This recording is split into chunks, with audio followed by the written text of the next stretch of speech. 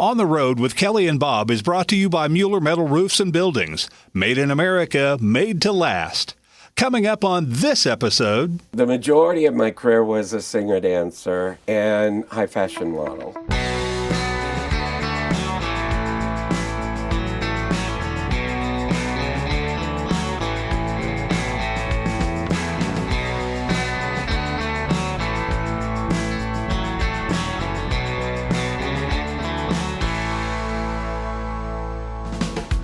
Hi, we're Kelly and Bob Phillips, and we're on the perpetual road trip of America's back roads, where the journey is always the destination. Hi, and thanks for joining us for this edition of On the Road with Kelly and Bob. I'm Kelly Phillips. And I'm Bob Phillips. Kelly and I spent some time recently in Las Vegas, Nevada. We visited the Sphere, and if you want a life-changing experience, try to make that happen for yourself. We also went to a place that houses a very important collection of Las Vegas memorabilia. Oh, what is a man? What has he got? Las Vegas during its golden age, with singers like Frank Sinatra, Sammy Davis Jr., Dean Martin, Joey Bishop, and of course Wayne Newton, performing nightly on stages all over this glitz and glamour town. It was a time that will probably never be seen again. But one person who witnessed much of Las Vegas glory days has taken a step to preserve a small part of its history.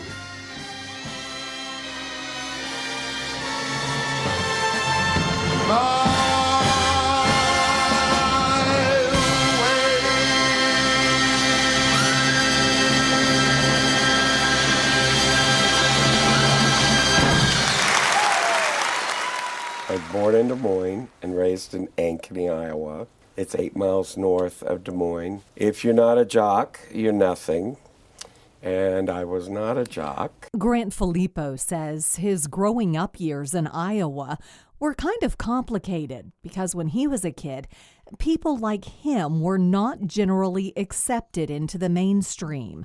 For Grant, it was not a happy place, but he knew where that happy place was and got there as soon as he could. When I graduated from high school, I worked that summer at Adventureland. I was there from the day they opened until I moved away after that summer. And I came to Vegas just on vacation with my mentor. She was a 60-year-old dance teacher. And we spent an entire month here in Las Vegas staying at Caesar's Palace. That's when the shows went until 8 a.m. because a lot of hotels had their main showrooms, but then they had lounges. And the lounges had 5, 6 different shows. And even those shows were just mini versions of the big shows. Grant fell in love during that time in Las Vegas, not with a person, but with a way of life. The big shows with the sequined costumes, the over-the-top surroundings, the showgirls. It seduced him, and he knew this was what he wanted to do forever. Dankeschön, darling, Dankeschön. Thank you for all the joy and pain.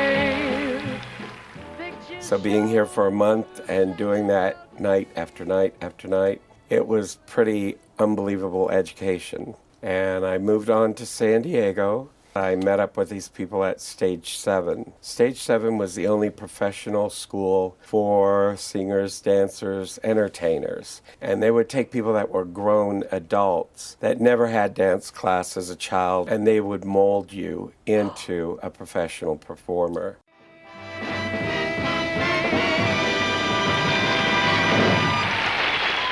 Over the next several decades, Grant Filippo did it all. He was a singer and dancer, a choreographer and show producer. He even learned how to create the elaborate costumes used in the Las Vegas shows. As it turns out, that just may be the talent for which he will be remembered.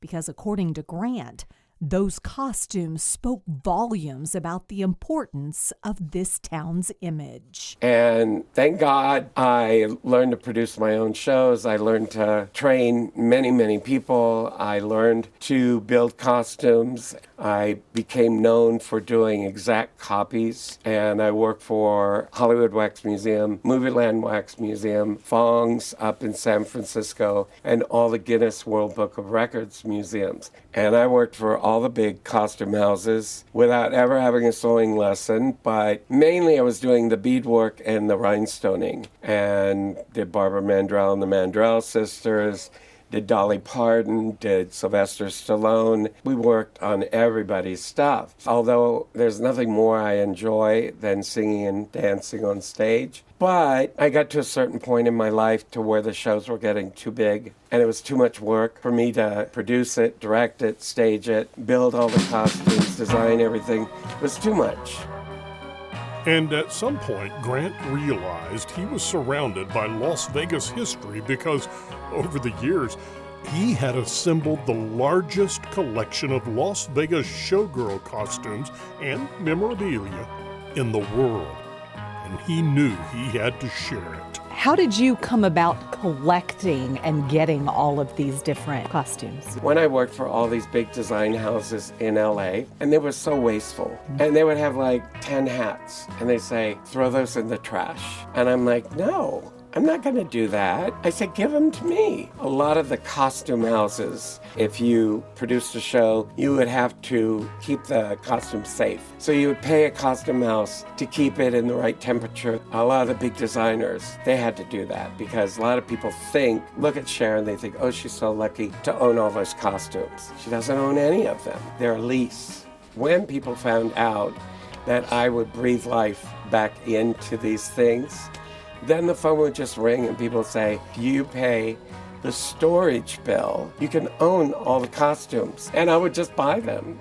Now you too can enjoy the greatest collection of Las Vegas showgirl costumes and a lot more.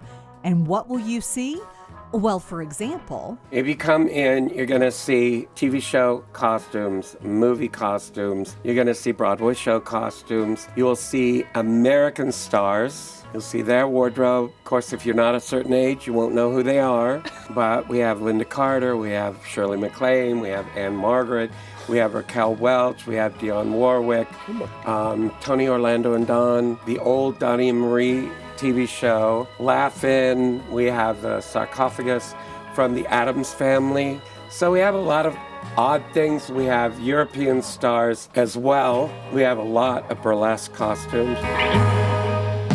That dress behind you, that's a couture gown. If you don't know, couture just means all handmade. But that was originally being made for Dalida. Dalida was the top grossing singer of all of Africa, Asia, and Europe. Okay, I've got to ask, how much does that dress weigh? 1 million. No, and it weighs 29 pounds. And the weird thing is, it's not the most valuable thing in the collection. That body jewelry on that guy, that's the most valuable thing. In the top hat over there. Yeah, we have 16 of those.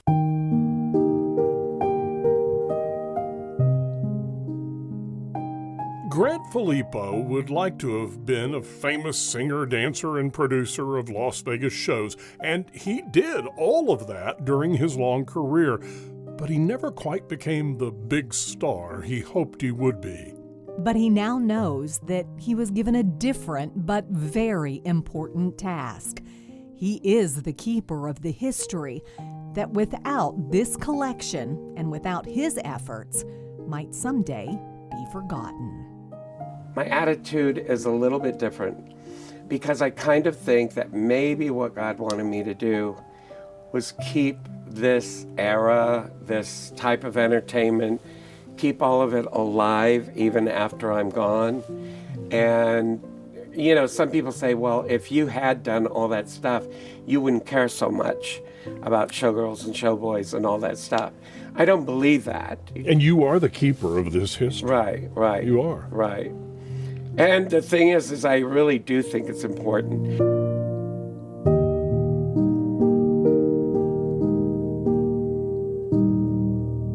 Okay, we spent a lot of time with Grant Filippo and could have spent a whole lot more, huh? I could have spent the entire day or more in there, especially with Grant telling us the stories behind each and every item in this huge collection. I think that a week would not have been enough. But there are two more stories about the Showgirl Museum that we'd like to share with you. The first is about what actually makes a showgirl a showgirl. A lot of people don't understand that our shows were totally different in the past. Our shows had total nudity, but it was considered art. Yeah. It was done in a very beautiful, classic way. It was not vulgar, not like the majority of the shows that you would go in today.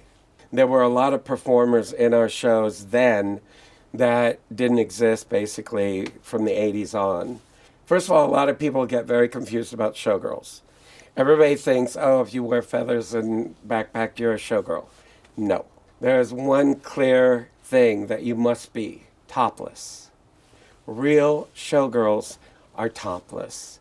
If somebody says to you, oh, I was a showgirl, and you say, oh, you dance topless, and they say, no, guess what? They weren't. They were not a real showgirl. They were in the chorus line. It depends. It depends because I don't know if you can see that picture behind you.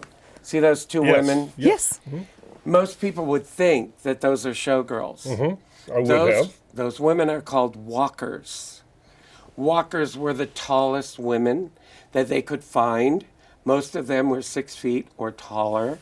And a lot of them had extremely large breasts. If they came in the door and they didn't have them, they would offer to pay to put them in. They got them if they didn't have them and they wanted them to be. They would send them a wardrobe and say, pad the crap out of their bra. Now, all of our shows still have adage dancers in them. It's usually a guy and a girl. It can be two guys. It can be two girls. You're saying It's where- adage? Adage or adagio. It's where the guy will lift the woman in the air and do really dangerous tricks. It's usually the second highest paid position in a show, because if that guy drops that girl, he could paralyze her for life or he could kill her. A lot of our stages are hydraulic. Right. So a lot of times you could be doing something and 6 inches away is an opening that goes 30 feet down to the basement. If he drops you down there, It's over. it Lights is out. over. Originally, all adage dancers performed naked, men and women, because it was considered art. It's like you go to an art gallery, you don't see the statues wearing a bikini and a bra. In our shows, we had what was called mannequins. Mannequins were non-dancing nudes. You guys walk in the door, you take off all your clothes. If they thought you looked perfect, you were hired as a mannequin. Mannequins were really important to the shows. They were not naked in every number, just in the numbers that they wanted. All the shows that originally were here in Las Vegas had mannequins, adage dancers, topless showgirls. They had all of that. Was there anybody who came up with that idea and said, we need this? Well, it all started in Europe, and Okay. they came up with it, and we copied them. You know, when Florence Ziegfeld went over to Paris and saw the shows, he was trying to steal all their ideas. He came back to New York, and if you had seen his shows in the beginning, they had mannequins, they had walkers, they had all of that, because it was originally something they created over there in the 1800s. But really, if you want to be historically correct, go back to the Egyptians. The Egyptians had all of that in their entertainment. Nudity was not a big deal to them. So what changed to get to where we are today? You mentioned 1980 a couple of times, and I know that's when the MGM fire was, but why did the shows change and all of a sudden they're not nude or topless anymore? I think it's just ignorance. I think the sad thing is that America has gone backwards, not forwards. And so a lot of the things that were acceptable in the beginning, now they look at it as being shocking. It's like even Vegas. If you came here in 1976, you could go see shows till 8 a.m. My God, if a show is open at midnight, it's a miracle. I used to, when I was here, we went and saw the Liberace show at midnight, and it was a 2-hour long show. Of course, the topless and even nude parts of the Las Vegas shows changed dramatically when the MBAs started running the place because they wanted to make it more family-friendly and more bottom-line oriented. In short, Las Vegas isn't the same Las Vegas you would have seen prior to the mid-1980s. The second story we want to share is about Grant's great-grandmother. We told you earlier that he grew up in Iowa, where he wasn't exactly accepted, except, as it turns out, by his great-grandmother. And that seems to be the most important relationship in Grant Filippo's life. How did you come about collecting and getting all of these different costumes? The way it all started, my great-grandmother was born in the year 1900 in Iowa. She was known at a very early age as a bad girl. At the age of 15, in 1915, she became a perfume model. Most people think it's the person in the mall that sprays you with perfume. I don't think Iowa had malls in 1915. They would take beautiful young girls, they would put them in a bathtub of pure perfume. Their hope was you would reek of whatever that scent was. Right. They would hand you a huge stack of business cards. It would say, if you like this scent, it's called this, and it's at this location. Then you would go and purchase the perfume. She's 15 years of age. She's already known as a bad girl. She found somebody that knew how to sew. She went to them and she said, can you make me a swimsuit with no sleeves and very little leggings? If you know anything about fashion in America, in 1915, probably in Texas, if you wore that out in public, you would be arrested. Absolutely. Her real name was Mabel. So when she had this suit made, she sewed a little red M right in the cleavage. If you don't like it, look the other way. She truly was a bad girl because at one time in her life, she dated Clyde, a Bonnie and. So Clyde Barrow. even though I didn't know that side to her, I wasn't born till 1958. She was a 58-year-old great-grandmother when I first met her. You know, sweet, lovely person. Now, how she knew that I, at the age of 15, would fall in love with it, cherish it, drag it all over the countryside with me, I don't know how she knew that. But she gave it to me. It's in the very last room that we give the tour. And it's 110 years old. It's the oldest thing in the collection. I remember when I was working at Adventureland in 9th grade and I was making money, how much joy I got. Her husband was dead. And I got so much joy to go to McDonald's and buy her a quarter pounder with cheese and a large order of fries and a milkshake with my own money and take it to her home. And how happy she was, you know, to do that kind of stuff. And it was the little things that really made her so special to me. I won a scholarship to go to Tarkio, Missouri. They had the only union theater in a college. And I won a scholarship, but in order to go, you had to have the money to pay for the meals. Mm-hmm. Everything else was paid for. And my family said no. And my great-grandmother, she was on, you know, probably Social Security. And she came up with that money. She found a way. She wanted me to be able to do it. And She believed in you. she was always that way. What would your great-grandmother think of all of this? Oh, my God. She would just go crazy. She would love every bit of it. I know she would. I mean, she's here. She sees it all. I know she does. The place catches on fire, and you can only grab one or two things and make it out alive. What are you going to grab first? What's that thing? Well, I pray to God that never happens. That would be I'll pray with you. devastating. Yeah. Yes. Yeah. The thing I would grab would be my great-grandmother's swimsuit. I loved her more than life itself. And that's just a little bit of what Grant Filippo had to tell us while we were visiting the Las Vegas Showgirl Museum, which is currently in his house. You have to call and make an appointment. There are plans of switching that and moving it to a building. This collection needs to be seen by anyone and everyone, and just listening to Grant explain the transformation that Las Vegas has gone through with their shows is amazing in itself. I can't say it enough. You truly have to see it to believe it.